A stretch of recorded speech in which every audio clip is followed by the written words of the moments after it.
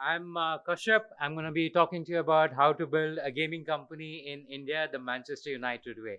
It's not a how to talk. I wouldn't recommend everyone to do that. But this is how we went about it and see whatever you could get out of it.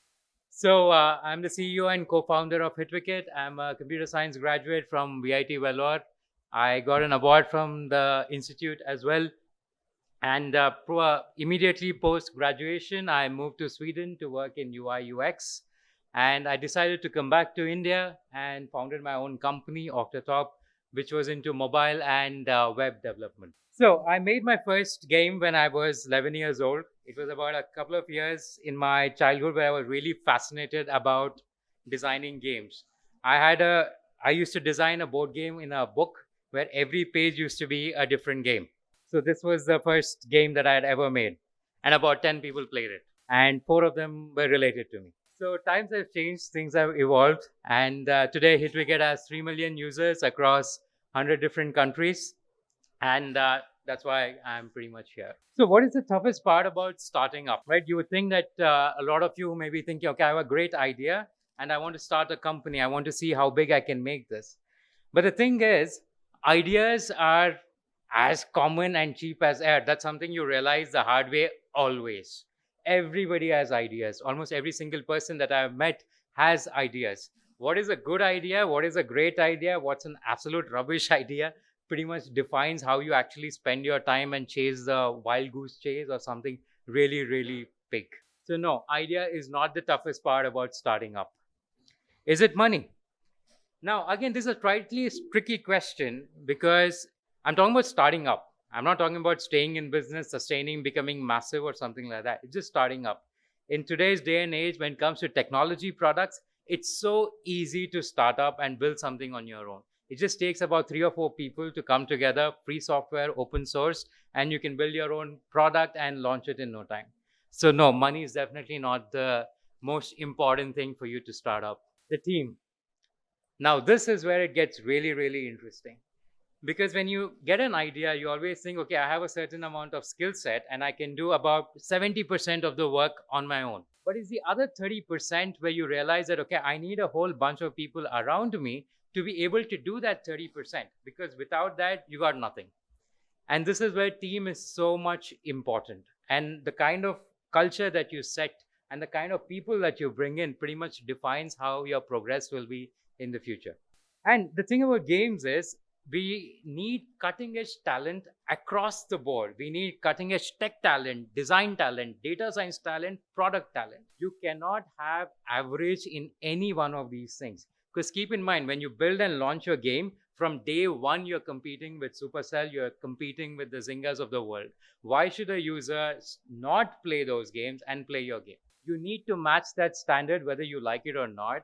And great games are built by great teams. And that's why you absolutely cannot afford to compromise in any of these at all. And it just gets harder because games are not just about technology and product, it's about having fun.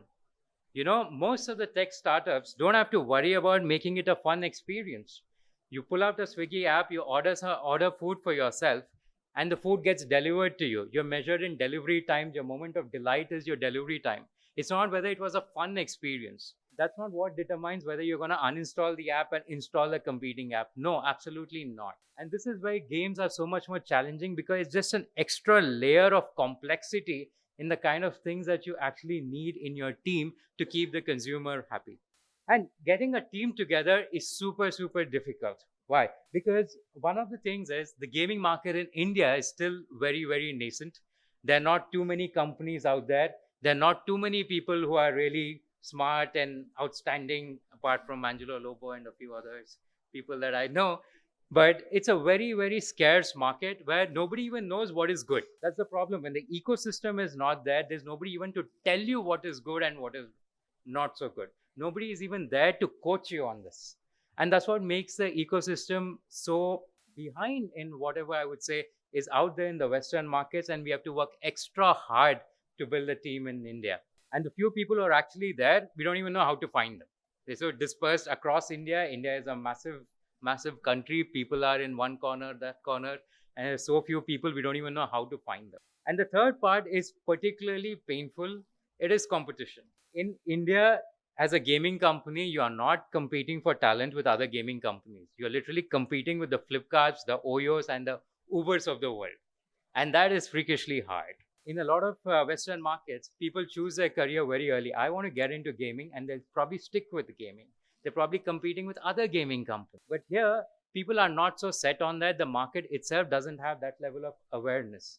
So if you're really good, if you're a really good student or you really excelled in studies, everybody from Ola, Amazon, Flipkart, they're all coming behind you. And as a gaming company, you have to compete with them. That's where it gets super duper challenging. If you see right now, a lot of people who used to work at the top gaming companies, they have moved to completely different sectors, be it e-learning or e-commerce or even food delivery right now. So that's where we were. We had a really cool idea. We knew we could do it. We knew there was a massive, massive market, but we are like, we don't know what to do. We don't know how to get the team together. And every single day we find trying to find people, it was an incredibly frustrating experience for all of us. And we knew this was going to be the single biggest problem that is going to prevent a gaming success, not just for us, but probably most companies in India would be facing this. And that's what's going to prevent us from making the really world-class success. So last year, we were lucky to get into the Google Game Accelerator program in Asia, in Singapore, where we got to meet a lot of industry experts from across the globe. One of them, Noah Falcine, he's the head of game design at Google.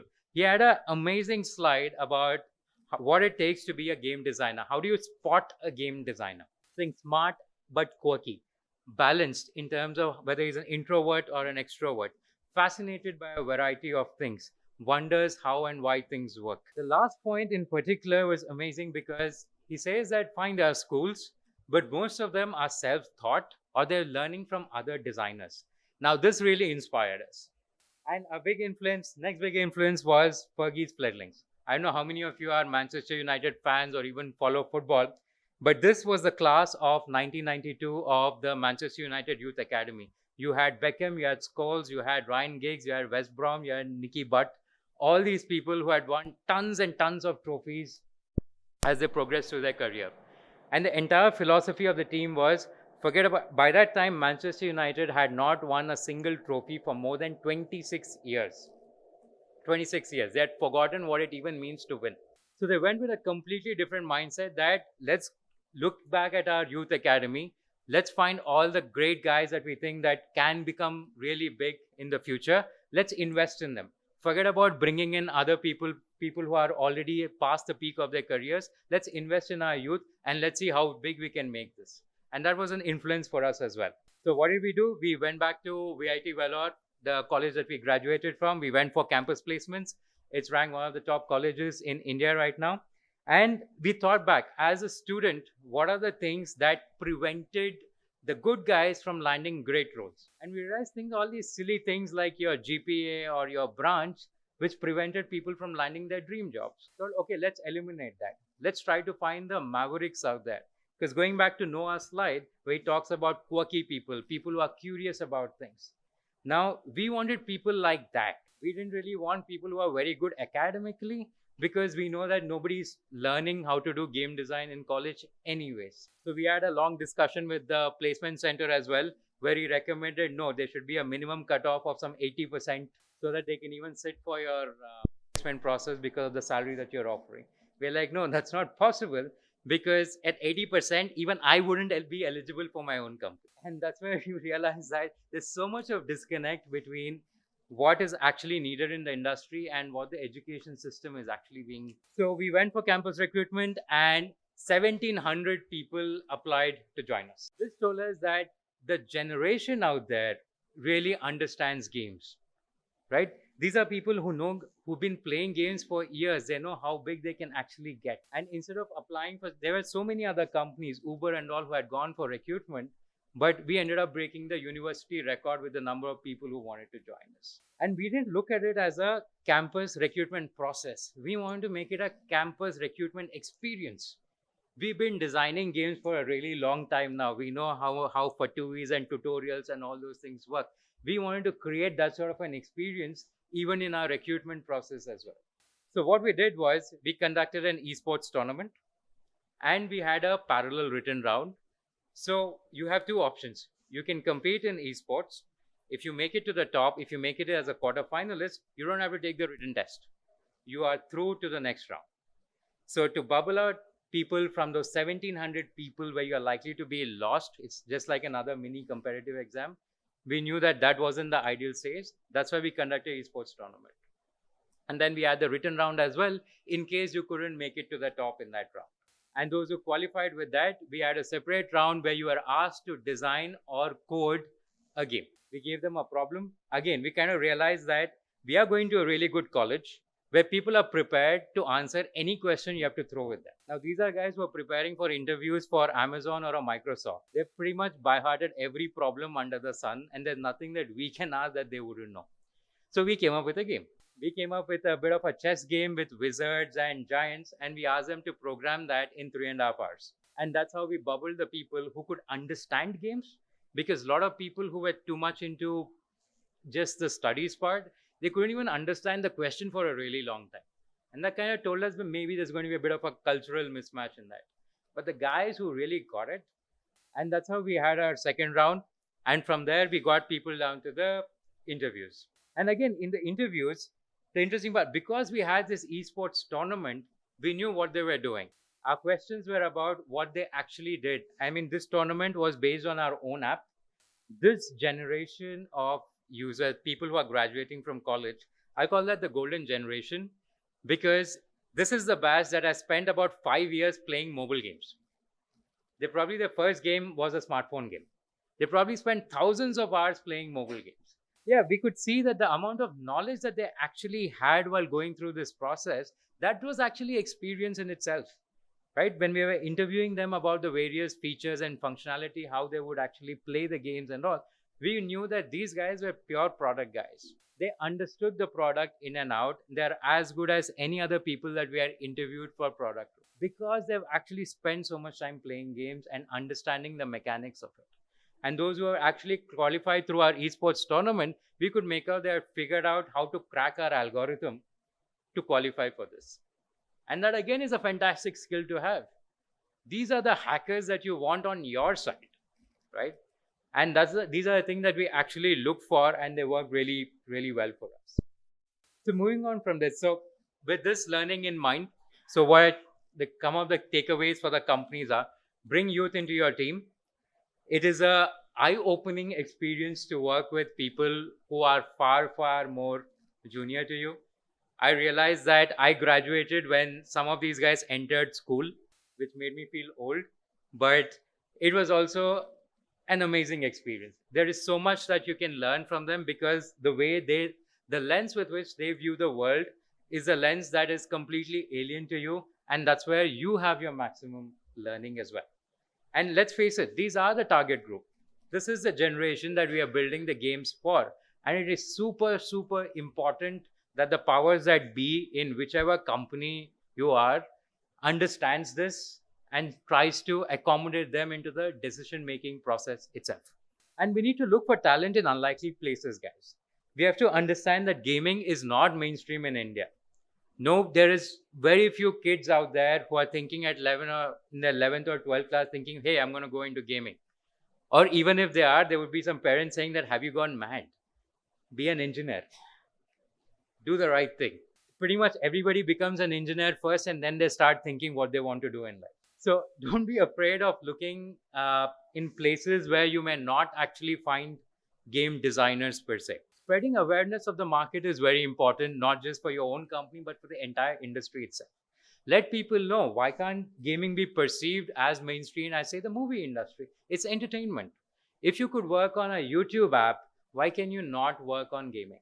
People spend most of their time on YouTube, by the latest statistics, watching game streaming videos. So what's wrong in making the content? You don't think Steven Spielberg, who's making content for entertainment, is wasting his time or anything, right? You think he's fantastic. He's the most creative guy around. So why not gaming? It's about spreading the awareness. And yes, you have to deal with parents, especially when you're recruiting freshers into your team.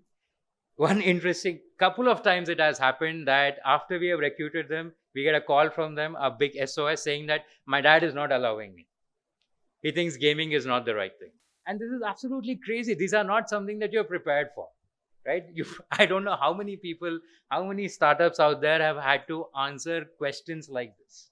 So we got into the practice of creating this material that, hey, these are the things you need to tell your folks. Tell them how big the market is. Tell them this is just like movies or any other entertainment app. There's so much of technology involved, blah, blah, blah. So we've started teaching people how to sell to their own parents. And I'm pretty sure a lot of you may have to do so if people are coming from other backgrounds. Yeah, and working with the gender gap, it comes with its challenges, and we have to understand the new generation. And I see that a lot of gaming companies are headed by people who are older, and rightly so, I think so. So we are great people, that's why we found gaming companies. But working with the younger generation, that comes with its challenges, and we have to know we have to apply a different way of working with them because they don't want to be managed. They want to be led. You shouldn't leash them, you need to unleash them. And that is the philosophy that we want to follow at Hitwicket, and I would highly recommend a lot of you guys just give it a try. And for those looking to get into gaming, it doesn't matter which, I know this audience would be about, okay, you like gaming, that's why you are here. But if some of you are not from gaming, or if you have your friends who are not from gaming, please understand that doesn't matter so much. Gaming is all about human psychology. If you have the sensor to understand how people are feeling, how other people are feeling, that means that you have the inherent skill to build games. And if you are looking to get into gaming, you have to read. A lot of people make the mistake thinking that, hey, I like playing games, that means I'll be a good game designer. Probably not. There's a lot more to it. It's just a start. Fine, let's just put it that way. It's just a start. You like playing games? Great. But building games is a whole new ball game in itself. It's not as easy. You may not think it's as much fun. It will not be. It's super difficult. It takes a lot of time before you start getting results. You need to have the stamina to grind it out and to get to the good part. Reach out to companies for opportunities. As I said, the market is so small. There's so few companies, so few people out there. It's very difficult. Apart from events like these, it's very difficult to meet too many like-minded individuals out there. So if you are looking for opportunities, you have to be more proactive in actually reaching out. And one of the key skills that we had used to find really cool guys is their ability to deconstruct a game. Give them a game, ask them to deconstruct it. What they say will tell you how they think. There are people who are great at finding problems. There are people who are great at solving problems. You need both of them in your team. You need a Sehwag, you need a Dravid. There's absolutely no compromise on that. But knowing how they approach a problem gives you insight into their own psyche, and that's what you need to apply in giving them the sort of role that you need inside the company itself. So Alan Hansen said to Manchester United, you'll never win anything with kids in 1995. In 1995, end of the season, Manchester United were the league champions. They're league champions in 1996, league champions in 1998. They were the Champions League winners in 1999. The story of Hitwicket remains to be told. Maybe it's to be continued in the next session or in the years to come. And that's what I want to leave you guys with.